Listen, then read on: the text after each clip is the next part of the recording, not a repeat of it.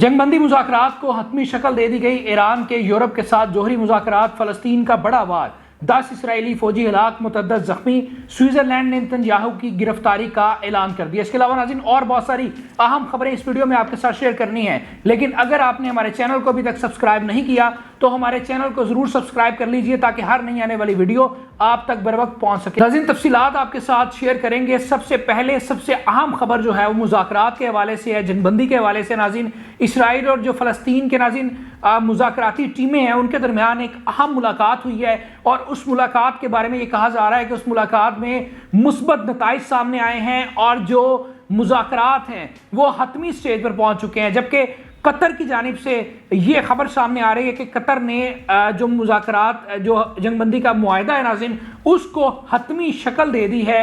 जबकि Israeli media भी इस हवाले से ये रिपोर्ट कर रहा है कि जनाब मुज़ाकरात, जंगबंदी जो मुज़ाकरात हैं उनको हतमी शक्ल दे दी गई है, मसवदा तैयार कर लिया गया है। लेकिन इसराइली जो वज़ीर ख़ारजा है उनका ये कहना है कि जी उन्होंने बल्कि तस्दीक की है कि मुज़ाकरात जो हैं वो फाइनल राउंड में पहुंच चुके हैं, लेकिन जो मसवदे की बात की जा रही है, जो हतमी मसवदा, जो पेपर डॉक्यूमेंटेशन है, वो हमारे तक अभी तक नहीं पहुंची। और एक्सपेक्ट नाज़रीन ये किया जा रहा है आने वाला जो हफ्ता है नाज़रीन वो बहुत अहम है और इस हफ्ते में मुज़ाकरात जो हैं वो मुकम्मल होंगे और जंगबंदी का एक मुआहदा जो है नाज़रीन वो सामने आएगा।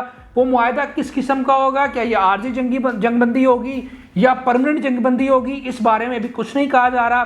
चूँकि इस जो मुज़ाकरात हो रहे हैं नाज़रीन ये बहुत अहम सतह पर मुज़ाकरात हो रहे हैं। एक तरफ इसराइल जो है वो मुकम्मल तौर पर इन्वॉल्व है, फ़लस्तीन और फाइटर तंजीमें भी इसमें इन्वॉल्व है नाज़रीन, और उसके बाद सबसे अहम तौर पे अमेरिका, यूएसए जो है नाज़रीन वो बराह रास्त इसमें इन्वॉल्व है। और यूएसए ये चाहता है कि जल्द अज जल्द मुज़ाकरात होने चाहिए और नई जो हुकूमत आनी है उससे पहले पहले चीज़ें जो है वो फाइनलाइज हो जानी चाहिए। और ट्रंप इस हवाले से बहुत ज़्यादा सीरियस हैं और ट्रंप का नाज़रीन प्रेशर है फ़लस्तीन पर भी और इसराइल पर भी कि जंगबंदी फौरी तौर पर की जाए ताकि जब वो 20 जनवरी को हल्फ उठाएं तो वो लोगों को, दुनिया को ये बता सकें कि वो अमन के दाई हैं, वो अमन के नाम पर इलेक्शन जीत कर आए हैं। तो उन्होंने इलेक्शन जीतने के बाद हल्फ लेने से पहले फ़लस्तीन और इसराइल में जंगबंदी करवा कर एक पैगाम दिया दुनिया को कि वो अमन के ख्वाह हैं, अमन चाहते हैं। अब थोड़ी सी बात कर लेते हैं नाज़रीन ईरान की।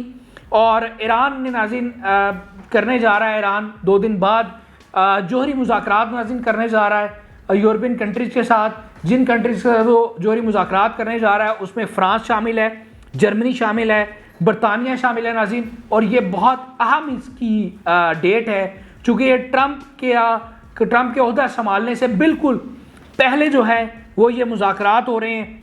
इस हवाले से नाज़रीन जो जर्मनी की वज़ारत ख़ारजा है उन्होंने कहा कि ये मुज़ाकरात नहीं बल्कि एक मुशावरत है, जबकि ईरान ने इस हवाले से कोई जवाब नहीं दिया।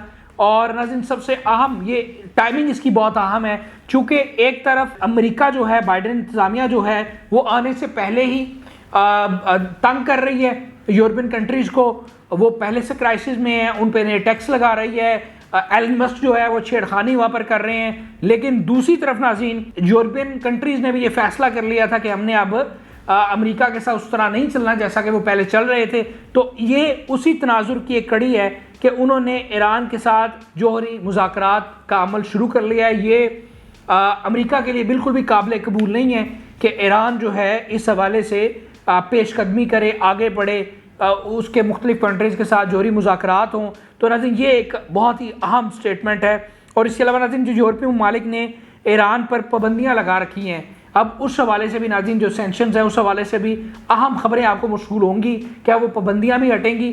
चूँकि मामलात और हालात जो हैं वो बिल्कुल तब्दील होते जा रहे हैं और जिस तरह अमेरिका के ताल्लुकात अपने इत्तेहादियों के साथ ख़राब हो रहे हैं और उनके जो ताल्लुकात हैं वो जो दूसरा ग्रुप है जिसमें चाइना, रशिया, ईरान है, उसके साथ जो ताल्लुकात बेहतर हो रहे हैं, अच्छे ताल्लुकात इस्तवार हो रहे हैं। तो ये बहुत इंटरेस्टिंग फैक्टर है कि आने वाला जो वक्त है उसमें ये देखना होगा कि ऊँट किस करवट बैठता है, कौन किसके साथ खड़ा होता है और नए ब्लॉक में किस तरह लोग शामिल होते हैं। तो ये सारी चीज़ें नाज़रीन इंपॉर्टेंट है। अब नाज़रीन यूक्रेन की बात कर लेते हैं। यूक्रेन ने तुर्क स्ट्रीम गैस पाइपलाइन पर हमला किया है।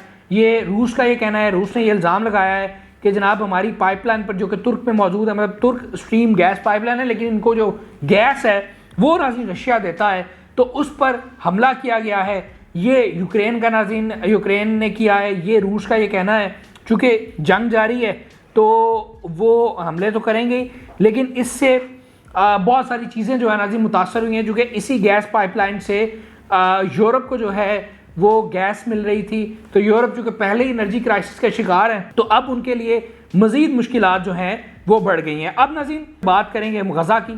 नाज़रीन गज़ा में फ़लस्तीनी और इसराइली फोर्सेस बिल्कुल आमने सामने हैं और कई दिनों से बहुत ज़्यादा कोई एक्टिविटीज़ नहीं हो रही थी, झड़पें नहीं हो रही थी, लेकिन अब आज की वीडियो में मैं आपको बताऊंगा कि किस तरह मुख्तलिफ पॉइंट्स पर, मुख्तलिफ जगहों पर फोर्सेस बिल्कुल आमने सामने और लड़ रही हैं, और मैं आपको मुतअद्दिद खबरें आपके साथ शेयर करूंगा। नाज़रीन फ़लस्तीन के रुकन है अबू उबैदा, उनका ये कहना है कि शुमाली गज़ा पट्टी में इसराइली फ़ौज के साथ झड़पें हुई हैं और 10 इसराइली फ़ौजियों को हलाक कर दिया गया है, जबकि दर्जनों इसराइली फ़ौजी ज़ख्मी हुए हैं। नाज़रीन ये अबू उबैदा ने इस बात की तस्दीक की है कि शुमाली गज़ा की पट्टी है, इसराइली फोर्सेस और मुजाहिदीन जो थे वो आमने सामने थे, और मुजाहिदीन ने उनको ट्रैप किया और उन पर ताबड़तोड़ हमले किए, जिसके नतीजे में 10 फ़ौजी हलाक हुए हैं और दर्जनों नाज़रीन ज़ख्मी हुए हैं। इसी तरह नाज़रीन इसराइली मीडिया ये कह रहा है कि 5 इसराइली फ़ौजी मारे गए हैं गज़ा के जनूब में। मतलब ये वो पहले अबू उबैदा ने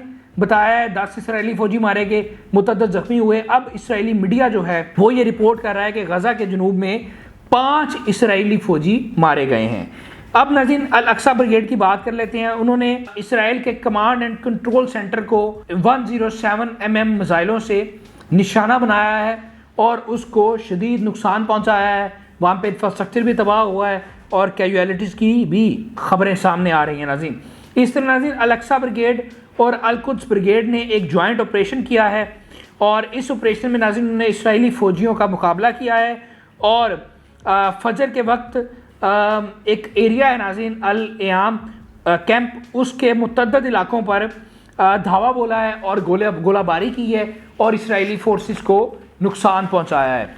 इसके अलावा नाज़रीन अल कुद्स ब्रिगेड ने नाज़रीन एक और कार्रवाई की है।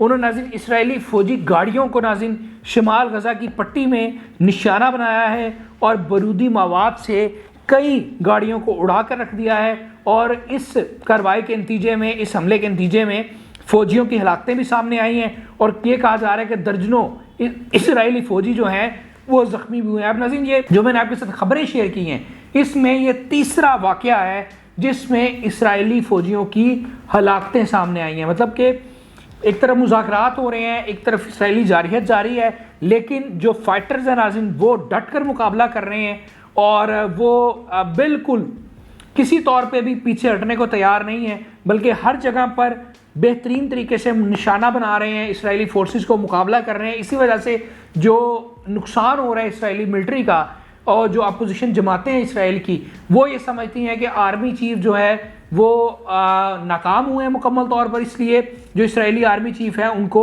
इस्तीफ़ा दे देना चाहिए। नाज़रीन फ़लस्तीन के एक रुकन है, उन्होंने अल जज़ीरा को बताया है कि गज़ा में जंगबंदी के लिए जो बुनियादी मसाइल हैं उन पर पेशरफ्त हुई है और बहुत जल्द जो हैं वो चीज़ें फाइनलाइज हो जाएंगी।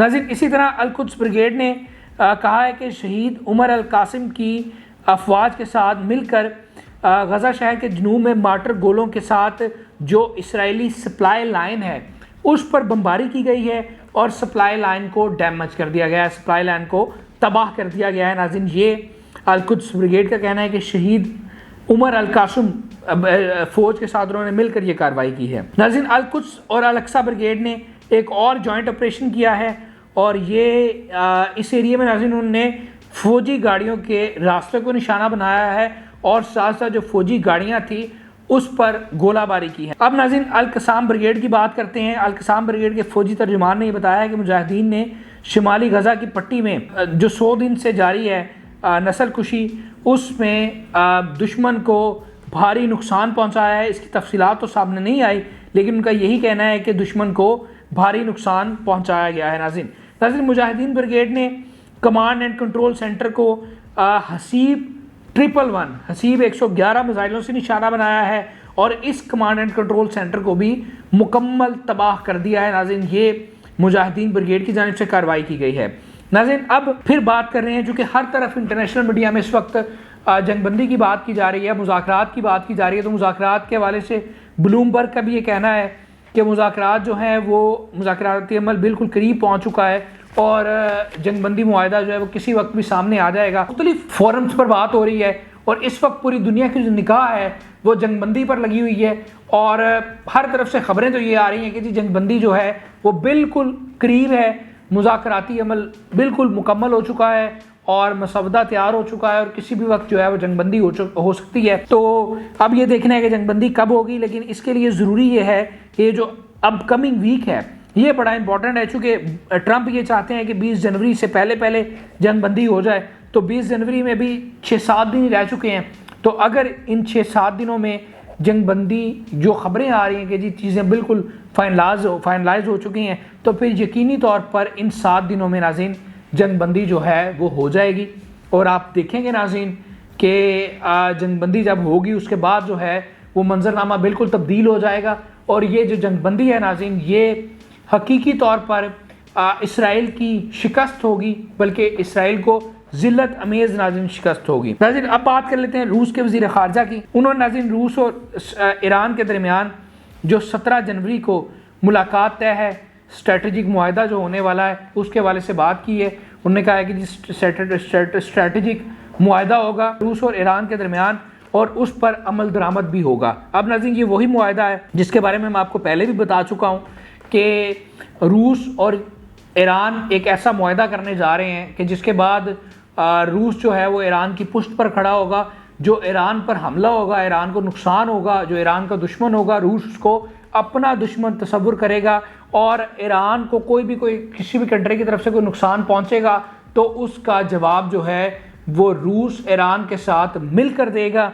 ये नाज़रीन 17 डेट है जब ये मुआहदा होना है और ट्रंप की हलफबर्दारी से 2 दिन पहले और इस मुआहदे से पहले ही ये खबरें आ रही थी कि इसराइल ये चाहता है कि हम एक बार ईरान पर अटैक करें, लेकिन अभी तक अटैक नहीं हुआ। अब देखते हैं कि वो अटैक होगा और ये जो मतलब ये 3-4 चीज़ें कनेक्टेड हैं कि एक तो 17 तारीख को ये मुआहदा करने जा रहे हैं रूस के साथ, 20 को ट्रंप की हलफबर्दारी है। इस 17 से पहले तासुर ये था कि जी इसराइल जो है वो ईरान पर हमला करेगा ताकि एक उनका जो कॉन्फिडेंस है उसको लूज़ किया जाए, जबकि दूसरी जानिब इसी हमले के पेश नज़र ईरान ने भी अपनी जंगी मशक़ें की थी, जंगी तैयारियां की थी और उसको भी पूरी दुनिया पर हाईलाइट किया था और ईरान ने जो अपनी नई टेक्नोलॉजी है, फौजी टेक्नोलॉजी है, उसको भी दुनिया के सामने शो कर दिया था। तो ये बेसिकली बुनियादी तौर पर सारा सीक्वेंस था। बात करते हैं नॉर्वे के वज़ीर ख़ारजा की। उन्होंने कहा है कि हम दुनिया भर से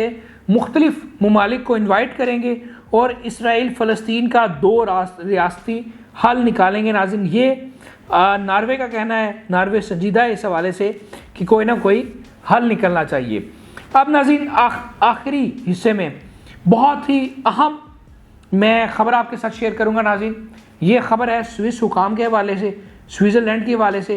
नाज़रीन उन्होंने वो अमेरिका के ख़िलाफ़ खड़े हो गए हैं। मैंने आपको कल बताया था कि अमेरिका है उसने ICC पर पाबंदी, मतलब इंटरनेशनल क्रिमिनल जो कोर्ट है उस पर पाबंदी लगाने का फ़ैसला किया, उस पर पाबंदी लगाने का बिल जो है वो जमा करवा दिया था। तो उस बिल जमा करवाया गया उसकी मजम्मत की है स्विस हुकाम ने और वो अमेरिका के ख़िलाफ़ खड़े हो गए हैं। उन्होंने तनकीद की है, उन्होंने कहा जी हम ICC के साथ खड़े हैं, ICC को बिल्कुल किसी सूरत में भी बंद नहीं करना चाहिए। और इसी तनाजुर में उन्होंने नेतन्याहू की गिरफ्तारी का ऐलान कर दिया। उनका ये कहना है कि चूँकि ICC का ये फ़ैसला था कि जी नेतन्याहू कहीं भी ट्रैवल करें तो उनको गिरफ़्तार कर लिया जाए, तो इसलिए हम कैटेगोरिकली ये कहते हैं कि अगर नेतन्याहू हमारी हदूद में दाखिल हुए तो हम उनको गिरफ़्तार करेंगे, इसराइली वज़ीर आज़म को गिरफ़्तार करेंगे। और नाज़रीन ये जो ICC पर पाबंदी लगाई थी ये भी, इसका भी बैकग्राउंड यही था कि ICC ने ये फ़ैसला किया था कि नेतन्याहू जो है वो इंटरनेशनल क्रिमिनल हैं, उन्होंने उन पर के ख़िलाफ़ जो है वो क्राइम जो है वो साबित हो चुके हैं, तो उनकी गिरफ़्तारी जो है वो अमल में लानी चाहिए, जिस पर बड़ी तकलीफ़ हुई थी अमेरिका को और अमेरिका ने ICC की मजम्मत की थी, ICC के फ़ैसले की। और अब उन्होंने ICC पर पाबंदी लगाने के लिए बिल जो है वो नाज़रीन जमा करवा दिया था। तो नाज़रीन अब सूरत हाल ये है कि जो स्विस हुकाम है वो आईसीसी के साथ खड़े हो गए हैं और उन्होंने ना सिर्फ आईसीसी पर लगने वाली पाबंदी की मजम्मत की है, बल्कि उन्होंने ये भी कह दिया है कि जनाब हम आईसीसी के फैसले की पासदारी करेंगे और नेतन्याहू अगर हमारी हदूद में दाखिल हुए तो नेतन्याहू को हम गिरफ्तार करेंगे। ये नाज़रीन सबसे इंपॉर्टेंट खबर है। अब नाज़रीन आखिर में एक और खबर आपके साथ शेयर करता हूँ। नाज़रीन नेटो के एक साबिक कमांडर है नाज़रीन, उनका ये बयान सामने आया है ग्रीनलैंड के हवाले से कि जो ग्रीनलैंड हथियाना चाह रहा है, ग्रीनलैंड लेना चाह रहा है अमेरिका, वो कोई पागलपन नहीं है, वो मतलब एक नॉर्मल सी चीज़ है। क्योंकि अमेरिका के पहले ऑलरेडी वहाँ पर अड्डा मौजूद है, तो अमेरिका अगर उसको ले जाता है तो ये कोई अहम काना बात नहीं है। अब नाज़रीन इसका थोड़ा सा बैकग्राउंड शेयर कर लेते हैं। नाज़रीन एक जजीरा है जो अमेरिका से बिल्कुल करीब है जिसको ग्रीनलैंड कहते हैं, और नाज़रीन ये जजीरा जो है इस पर डेनमार्क का कब्ज़ा है, मतलब यूरोप की ये हदूद में आता है, डेनमार्क का कब्ज़ा है नाज़रीन ये लेकिन बिल्कुल डेनमार्क के साथ एक अलग थलग सा जजीरा है नाज़रीन। और नाज़रीन ये एक बहुत बड़ा जजीरा है, एक दुनिया का बड़े जजीरों में से एक जजीरा है नाज़रीन। और ये जो जजीरा है नाज़रीन इस पर बर्फ़ जमी हुई थी सालों से, और अब वो बर्फ़ जो है वो पिघलना शुरू हो गई है, जिसकी वजह से इस जजीरे की जो अहमियत है नाज़रीन वो बहुत बढ़ गई है। चूँकि यहाँ पर दुनिया का बेहतरीन ख़जाना मौजूद है, जो नई टेक्नोलॉजी है, जो नई एनर्जी है, गैस, ज़खायर, मिनरल्स, हर चीज़ नाज़रीन वहाँ पर मौजूद है। इस वजह से पूरी दुनिया की इस वक्त नज़रें जो हैं वो ग्रीनलैंड पर हैं, और जो नाज़रीन ग्रीनलैंड को हथियाने में कामयाब हो जाएगा वो नाज़रीन दुनिया पर रूल करेगा। इसलिए चाइना और रशिया भी ये चाहते हैं कि हम ग्रीनलैंड को किसी तरीके से अपने पास ग्रीनलैंड पर कब्जा कर लें, और अमेरिका जो है वो भी ये चाहता है। ट्रंप की अब जो अव्वलीन पॉलिसी है नाज़रीन वो ये है कि हमने किस तरह ग्रीनलैंड को हथियाना है। जैसे मैंने आपको बताया कि ग्रीनलैंड पर इस वक्त डेनमार्क का कब्जा है, और नाज़रीन जो ग्रीनलैंड है उसका सिर्फ कुछ हिस्सा है जहाँ पर आबादी है, बाकी सारा हिस्सा जो है वो उस पर बर्फ़ थी नाज़रीन। तो अब जो सबसे पहली स्ट्रेटजी सामने आई है ट्रंप की, वो ये आई है कि ट्रंप ने जो लोकल वहाँ पर इंतज़ामिया है, लोकल जो हुक्मरान हैं, उनको नाज़रीन रिश्वत के साथ ख़रीदने का फ़ैसला किया है कि पहले इनको ख़रीदा जाए, इनसे बगावत की जाए, और फिर डेनमार्क से ये जो इलाका है वो लिया जाए, ग्रीनलैंड को हथियाया जाए।